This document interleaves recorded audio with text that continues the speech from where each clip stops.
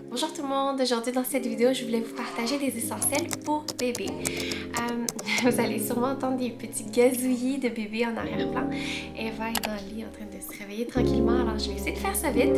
En fait, cette vidéo je l'ai filmée il y a peut-être 2 mois et ma vidéo était tellement longue que j'ai décidé de la séparer en deux. Donc j'ai décidé de faire une première partie où je vais vous partager quelques recommandations en fait d'items pour bébé, pour nouveau-né spécifiquement, quelques achats que je regrette et quelques items qui sont peut-être intéressants à avoir, à posséder mais qui sont pas nécessaires. Je vais venir dans une deuxième vidéo où je vais parler des essentiels pour maman. Et s'il vous plaît, ignorez la grosse pile de vêtements propres en arrière-plan. J'ai pas eu le temps de les ranger, je voulais vraiment profiter du quiet time de mes filles et du fait que ma plus jeune, Eva, est tranquille pour l'instant, alors je voulais en profiter pour filmer mon intro. On entend des petits pets en arrière-plan, je m'excuse. Mais c'est quoi que je disais? Alors, à l'exception des items qui sont vraiment évidents, comme la poussette, comme un petit bain pour nettoyer le bébé, comme le sèche d'auto, je vais vous partager les items que je pense qui sont vraiment pratiques et essentiels pour le nouveau-né. Rapidement, pour conclure, ce qui est vraiment essentiel pour un nouveau-né, si on a quelque chose pour transporter, pour nourrir et pour couvrir bébé, eh bien, on est set. On n'a pas besoin de vraiment plus que ça. Mais bref, sans plus tarder, voici la liste de mes essentiels pour bébé. Certains regrets et certains items qui sont pratiques mais pas essentiels. Alors pour bébé, quelque chose que je trouve absolument essentiel, c'est d'avoir un baby carrier. Quand je cuisine, quand je fais le ménage, je trouve que c'est pratique. J'ai les mains qui sont libérées, le bébé en même temps est calmé. Je vais vous montrer les deux modèles que j'ai. Donc ça, je l'ai reçu à mon premier baby shower. Et c'est un des modèles les plus basiques, probablement acheté autour de 50$ dans le temps. Je suis pas mal sûre que les prix ont beaucoup augmenté. Je le porte à l'envers. C'est peut-être pas le plus ergonomique, le plus confortable, mais ça fait le travail. Ce qui est problématique pour moi, c'est peut-être le fait que c'est difficile à attacher. Donc il faut étirer toutes les... En tout cas, il faut étirer ça. Pour l'attacher soi-même, c'est un peu difficile. Il faut que ce soit très lousse. Après, il faut le serrer, mettre le bébé. Bref, c'est un peu difficile à attacher, mais ça fait la job. Je sais qu'il y a des modèles beaucoup plus luxueux. Avoir su, j'aurais préféré mettre un peu plus d'argent de côté pour me procurer quelque chose de plus haut de gamme, de plus ergonomique et facile d'utilisation. Mais bon, on a celui-là, on l'utilise, c'est peut-être ma dernière grossesse, hopefully it is not. Bref, on va pas dépenser 400-500$ sur un nouveau baby carrier qui est un peu plus performant, on va se contenter de celui qu'on a. Mais je recommande, si vous avez un peu plus de sous, d'acheter un bon baby carrier. Puis on a aussi celui format tissu, c'est de la marque Moby. Et ça fait un wrap, c'est très stretchy, c'est super confortable. Encore une fois, c'est une option qui est abordable, qui est quand même facile d'utilisation. C'est sûr que la première fois, c'est un peu difficile de savoir ou de comprendre comment on le met, mais une fois qu'on voit une vidéo de 30 secondes, c'est facile à installer le bébé et à installer le sling sur nous. Un autre essentiel qui est assez évident, c'est de se procurer un diaper bag. Et c'est sûr qu'il y a d'autres formats. Ça, c'est quand même un format qui est régulier. Je veux dire, c'est pas trop gros, pas trop petit. Mais j'apprécie aussi les petits formats en sac banane, par exemple, ou à la taille. Maintenant, il y a toutes sortes de modèles avec des espaces qui ont été créés pour les bouteilles, pour les serviettes, pour les couches. On aime bien ce modèle, on aime bien ce format. 3 enfants, c'est pratique. Il n'y a pas seulement les choses de mes filles, mais il y a aussi des accessoires à moi. Et je l'utilisais aussi pour aller au travail. Donc pour moi, c'est un passe-partout. C'est assez neutre, c'est simple. Il y a plusieurs ganses. Donc il y en a une pour l'épaule, une pour le porter en sacoche. Et il y a aussi la possibilité de le porter en sac à dos. Il y a même des clips pour l'accrocher au stroller. Alors ça, c'est quelque chose que j'apprécie énormément. Et ça vient généralement avec des petits piquets pour emporter quand vous êtes dans vos déplacements pour changer bébé. Ça, c'est de la marque Miss Fong. Je me souviens quand je l'avais mis sur mon wishlist, c'était autour de 60-70$. Maintenant, je pense que c'est rendu autour d'une centaine de dollars. Donc, je le recommande. Il est très chic. Puis, je voulais quelque chose qui soit pas trop féminin.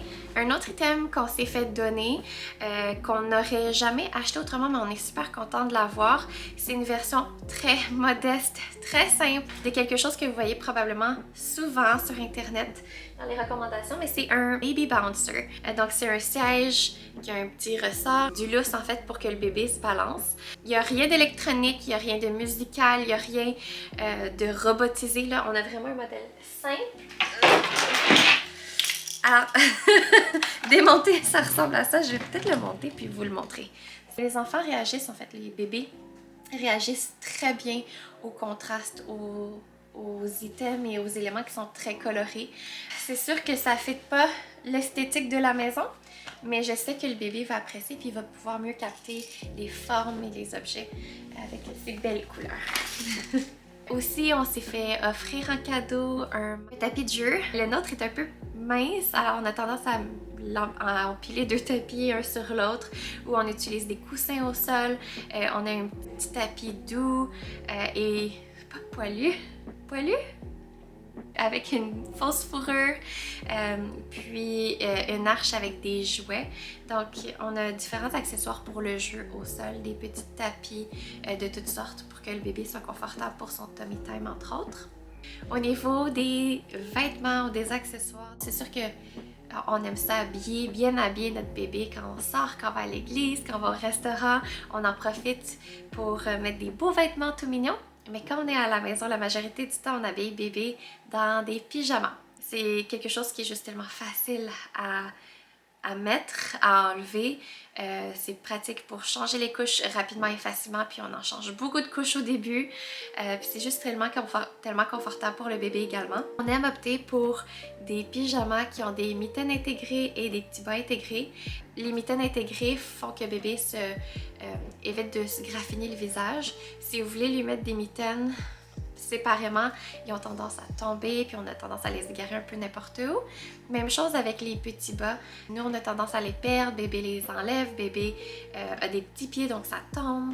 Alors, on aime quelque chose qui est plus intégré, c'est juste beaucoup plus facile à gérer. Pour les siestes, pour le dodo, quelque chose qui nous aide énormément, c'est le nid d'ange.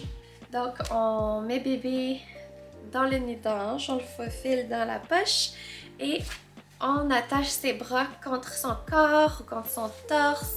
Ça, c'est quelque chose qui peut de beaucoup améliorer son sommeil et le vôtre. Les 6 premiers mois de vie à peu près, le bébé a un réflexe de startle. En français, c'est le réflexe de Moro. Donc souvent quand il y a un bruit ou même pendant son sommeil, le bébé va sursauter, il va lever les bras, les jambes, et c'est quelque chose de totalement normal, mais souvent ça va le réveiller. Alors le fait de contenir les mains, les pieds dans le nid d'ange ou dans des bons swaddles, dans des bonnes couvertures bien enrobées, pourrait pas inhiber mais réduire un peu le réflexe et permettre au bébé en fait de rester endormi. Donc ça, c'est vraiment essentiel. Par ailleurs, ce qu'il faut garder en considération, c'est qu'une fois que le bébé est capable de rouler, de se tourner dans le lit, il faut que les mains soient libres pour être sécuritaire. Quelque chose qui était vraiment essentiel pour nous, pour les soins de bébé. Je vais accoucher en plein cœur de l'hiver, alors on est un peu plus susceptible de tomber malade, surtout si on est en contact avec les cousins, les cousines. Alors quelque chose qui est vraiment essentiel, heureusement, on n'a pas eu à l'utiliser du tout avec ma plus vieille, mais ma plus jeune était plus vulnérable. Elle avait eu la COVID à 3 mois de vie, une pneumonie à 1 an de vie. Alors le nose Frida, là, il est comme un peu sale, il est un peu taché, c'est difficile à nettoyer, mais bref, il existe toutes sortes d'outils là, pour retirer les sécrétions du nez. Il y a aussi les genres de pipettes là, ou les petites pompes. On a trouvé ça quand même efficace. Idéalement, il faut rincer d'abord, puis ensuite aspirer pour que les sécrétions soient plus liquides et plus faciles à aspirer. Il y a des nouvelles études qui sont sorties qui ne recommandent plus le rinçage de nez. Il y aurait un lien avec les risques d'otite. Nous, on a fait ça jusqu'à maintenant, puis on n'a jamais eu de problème. Tant que vous sachez la technique et que vous êtes à l'aise avec la technique d'aspiration et de rinçage ONS. Aussi quelque chose qu'on a apprécié à voir, et là c'est pas tous les bébés qui ont eu ça, mais nos 2 bébés ont eu ça, donc on s'attend à ce que notre 3e est probablement la même chose, le cradle cap. C'est quelque chose que j'avais jamais entendu parler, c'est pas quelque chose que j'avais lu dans mes livres de nursing non plus. Mais ce qui arrive, c'est que des fois, la tête de bébé est des croûtes un peu jaunes, très collantes, un peu difficiles à nettoyer. Donc ce que je recommande, c'est avant le bain, mettez une bonne couche d'huile de noix de coco, lavez la tête et ensuite vous allez pouvoir peigner le cradle cap. Donc ça s'enlève facilement après une fois que c'est humidifié, une fois que c'est un peu décollé, ça va se résoudre de soi. Mais si vous voulez donner un petit coup de main, un peigne, l'huile de noix de coco et le bain aident et sont suffisants là, pour enlever une bonne partie du cradle cap. Aussi pour les bobos au niveau des fesses, ma deuxième était très sensible de la peau, très sensible, puis elle faisait facilement des rashes avec en plus infection fongique, donc c'était un peu difficile à traiter.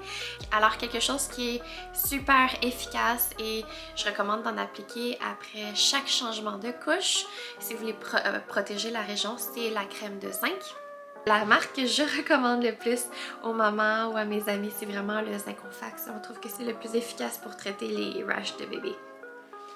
Et dans les jouets, pour moi, s'il y a un jouet que mes filles ont aimé le plus, qu'on s'est fait donner, heureusement parce que c'est une collection qui est très chère, et que vous connaissez probablement déjà si vous allez être maman ou si vous êtes maman, c'est Sophie la girafe. Il y a quelque chose chez Sophie la girafe qui les attire. On a des formats pour nourrissons, il y en a qui ont un sifflet intégré. Et là, on voit qu'ils ont été très utilisés, mais ça, c'est définitivement des jouets que mes filles ont beaucoup aimé. Ce qui a été aussi bien aimé, ça c'était un jouet qui était pratique, qui a duré plusieurs stades de vie. Donc il y a comme un genre de petit miroir et les enfants aiment ça, pouvoir se regarder. C'est sûr que leur vision va s'établir après quelques semaines, puis ils vont pouvoir vraiment distinguer les formes. Quelque chose de coloré encore une fois qui fait contraste, qui est très interactif, qui roule, et quelque chose que mes enfants ont beaucoup aimé comme jeu. Est-ce que j'ai mes serviettes ici? Non, mais je vais prendre un chapeau.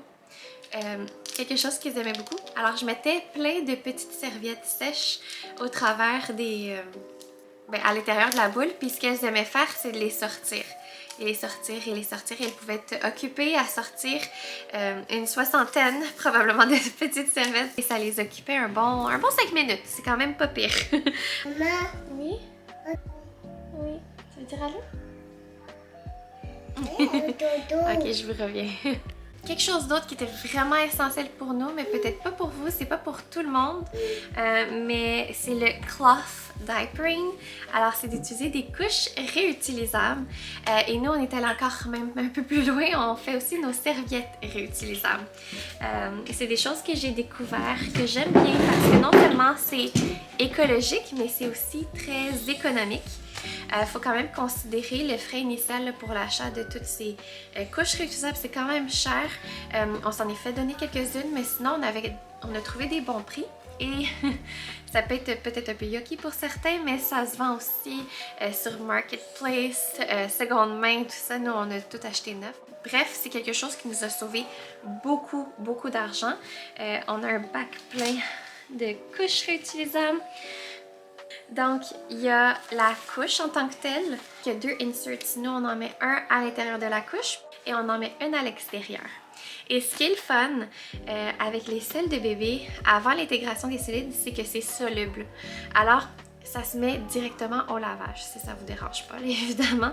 C'est sûr que moi, je nettoyais les couches seulement avec les couches et rien d'autre, ou les serviettes en fait. Mais c'est ça, ça se met au lavage. Une fois par ailleurs que le bébé commence à manger, les selles se solidifient, se transforment et il faut les nettoyer avant de les mettre au lavage. Et c'est ajustable pour les tailles. Tu peux me donner un bisou? Oh. Ciao, maman. Ciao bébé, je t'aime! Thank you! C'est ajustable pour la taille de bébé, donc ça peut durer quand même longtemps. Selon ma mémoire, on commençait les couches réutilisables vers 1 à 2 mois de vie et on terminait vers 14 14 mois de vie, alors ça dure vraiment longtemps et ça fait beaucoup d'économies.